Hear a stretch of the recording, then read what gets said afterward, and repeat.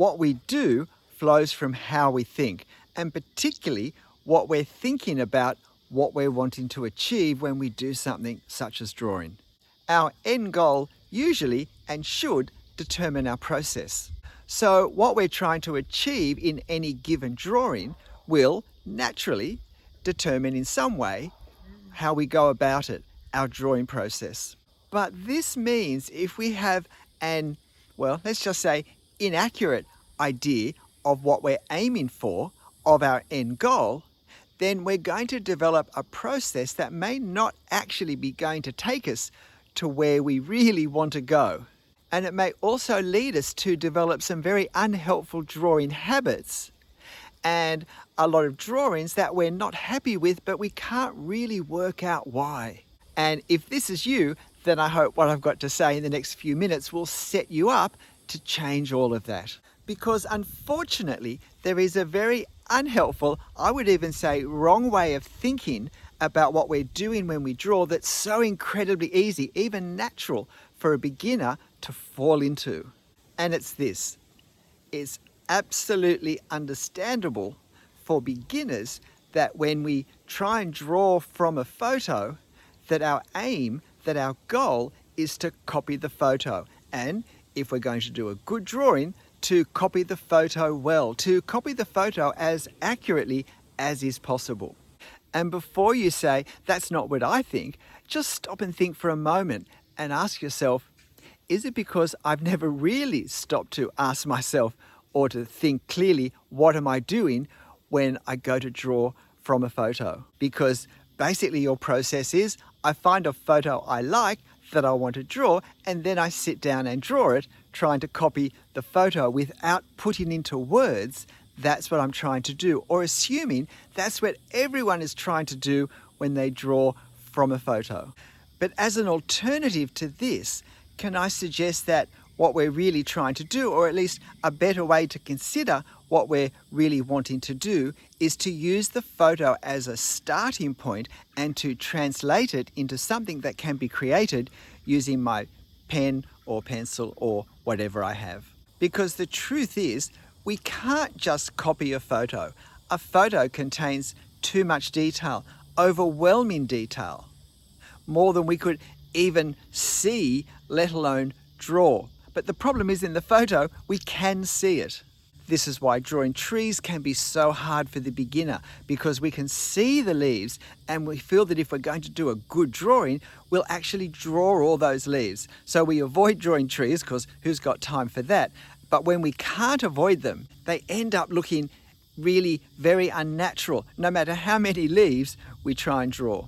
But we feel if we're going to do a good drawing, we somehow have to try and copy the photo faithfully. But that seems to have us always ending up being frustrated with the drawing that we've produced, or the drawing that we abandon halfway through. But let's stop for a second and remind ourselves, what is a photo? Well, for most of us, a photo is something that we've printed out of a digital printer using a 3 to 4 colour pixelated total coverage of the paper in ink. And that is derived from whatever photographic process has gone on in the camera. How could I possibly reproduce that with a single fine liner pen, even if I wanted to? If that's what I'm trying to do, well, let's just hit 2 for the number of copies and save ourselves a lot of time.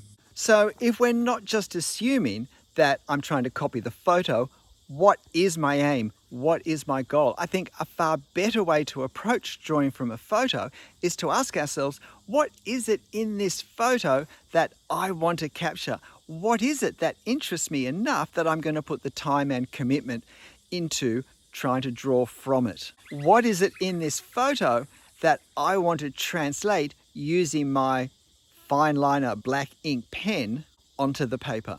And whatever it is that has stirred up my interest enough, how now am I going to try and capture that and put it down with the strengths and the limitations of my chosen drawing material? What will I choose to emphasize, to reflect in some way in my drawing?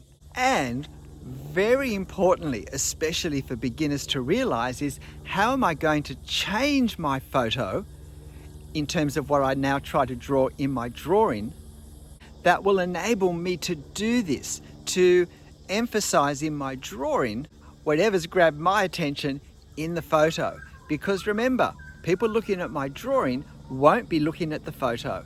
My drawing will want to stand alone in some sort of engaging way. So, do I need to crop my photo in some way to just emphasize something better in the composition? Do I need to add some things or omit some things? Do I need to just slide where some things are to the left or the right? Do I need to simplify or strengthen some of the values, some of the lights and darks in the scene? I think of using my photo reference as a springboard, but however we want to think about it, springboard, starting point, foundation, the important thing is to appreciate and to use the freedom we have to develop what we're seeing to improve on it for the sake of a better drawing. And when we're beginning at drawing, it can be very difficult to appreciate that in fact the photo isn't the all in all that I'm trying to copy, but that the photo itself has weaknesses. The photographic process in capturing reality has weaknesses. If I want to draw from reality, then I need to go and find what it is I want to draw and sit in front of it. That's the only way to escape the weaknesses of looking at a photo. Because if I don't appreciate the weaknesses of a photo, in my drawing, the more I copy the photo exactly, or to the best of my ability, the more likely I'm actually copying the weakness of the photo as well as its strengths. Firstly, photos can capture far more detail than we actually see, than we actually perceive in life. And particularly the fact that they spread this detail over the entire scene. The camera is not discerning of the focal point, which in life means we see really just a small amount of detail sharply and the rest of it towards all the edges with less detail. The camera lens captures all the detail regardless of where it is. The camera also is creating a two-dimensional image. We see depth because we have two eyes, and the slightly different image when the brain combines them lets us see depth, the perception that some things are closer and some things are further. The camera brings all that detail crashing together in a very flat two-dimensional feel. Basically, it compresses 3 dimensions into 2 dimensions. And again, if we try and copy from the photo without trying to separate, without trying to put back into our photo in our imagination, the depth, the sense that this is closer than that and that's further back and this thing is way in the distance, and then try and find marks when we draw that establish a feeling of distance, because let's face it, our bit of paper is only 2 dimensions as well, but I can actually use drawing techniques to make some things feel further away than others. So I'm improving on the weakness of my photo. But if I don't appreciate that my photo has weaknesses, then I will try to copy it exactly. Photos can also misrepresent values. And even the paper that the ink is printed on, and the type of ink and the type of printer, all can mess with our perception of colour and of lights and darks. So if my goal is not to copy the photo, but to create my own artistic translation based from it, then one thing I need to do as part of my drawing process and my drawing practice is to learn to pause when I sit down, and not to rush to start to draw it immediately, but to spend a moment thinking, well, what am I looking at? What are the pros and cons of the photo? And what am I wanting my drawing to say? What qualities of this scene am I wanting to bring out in my drawing, and what's going to be the best way for me to do that? And particularly, what obvious changes do I need to make in some way from my photo? In other words, we need to do the equivalent of an essay plan, because the plan, any plan, is a guide to the end product, is a guide to make sure that the work being done is taking us to the right endpoint, is going to end up with us having what we're wanting to have. A plan will help me make relevant choices of what to include, what to leave out, what changes to make. In this case, our plan is not what words, what arguments we'll use, but what techniques, what marks are going to express on the paper to create the effect I want. The other important thing that, if you like, a drawing plan does is it means there's a consistency, a coherence in every mark I put on the paper, because every mark is leading towards the same end.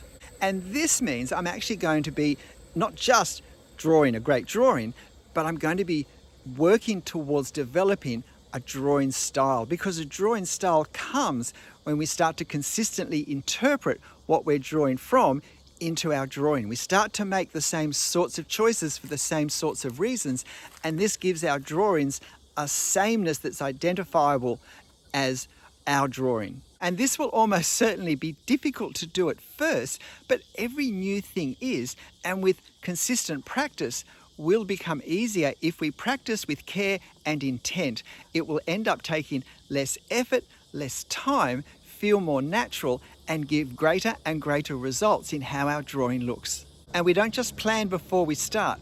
At the end of our drawing session, we look at our drawing and we review, has it worked or not worked? Have I got the drawing I had imagined in my head that the photo inspired me to attempt? If I have, fantastic. If I haven't, what things haven't worked as well as I would have liked, or haven't worked at all? Because they now give me a focus in my next drawing to make different choices, and then I can do the same review process and either move on or try again if I want to. Remember, when we're learning to draw, we're learning a skill. We're not producing artworks. And doing things that don't turn out and revising how we do things and trying different things are all part of a healthy and productive learning process. Before you know it, you're going to have people looking at your drawing and saying, hey, this looks much better than the photo. And that will be because you've been able to imagine a better capture of the scene and to bring that out in your drawing than a mere camera was able to do. So why not let this be the start of improving your photo references in your drawing?